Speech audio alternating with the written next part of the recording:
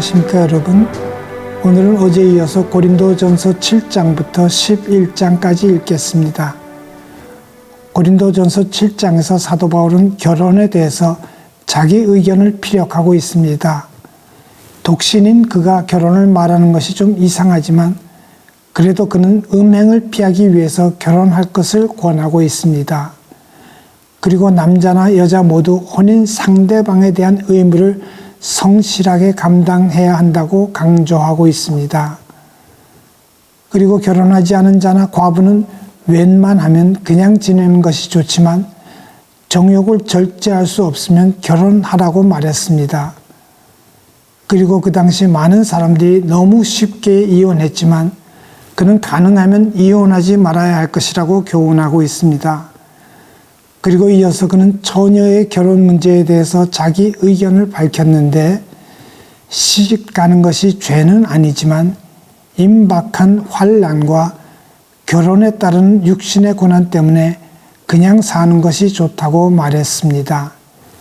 이어서 그는 고린도전서 8장에서 우상의 제물을 먹는 문제에 대한 일반적인 원리를 소개하고 있습니다.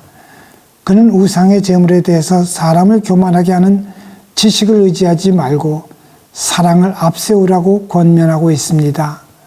하여간 그는 우상은 세상에 아무것도 아니며 하나님은 한 분밖에 없다는 사실을 분명히 알아야 한다고 말했습니다. 이어서 그는 그럼에도 불구하고 우상의 제물을 먹는 문제의 자유가 믿음이 연약한 자들에게 거치는 것이 되지 않도록 주의해야 된다고 말했습니다.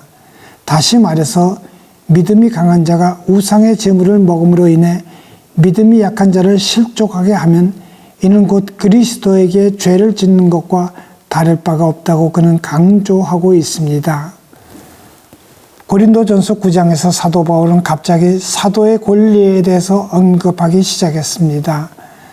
그는 특히 자신의 사도성에 대해서 고린도 교회 성도들이 그 일의 보증이 되지 않느냐고 했습니다. 그는 한마디로 성도들은 전도자 또는 복음의 사역자들을 부양할 책임을 져야 한다고 강조하고 있습니다.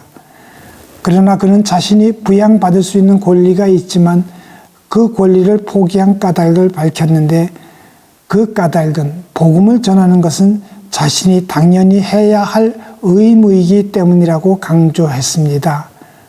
그는 복음을 위해 자신의 자유마저 포기하기로 결심했다고 말한 후 그 이해로 자기는 약한 자들에게는 약한 자처럼 그리고 여러 사람들에게는 여러 가지 모양으로 처신했다는 것을 분명히 말하고 있습니다.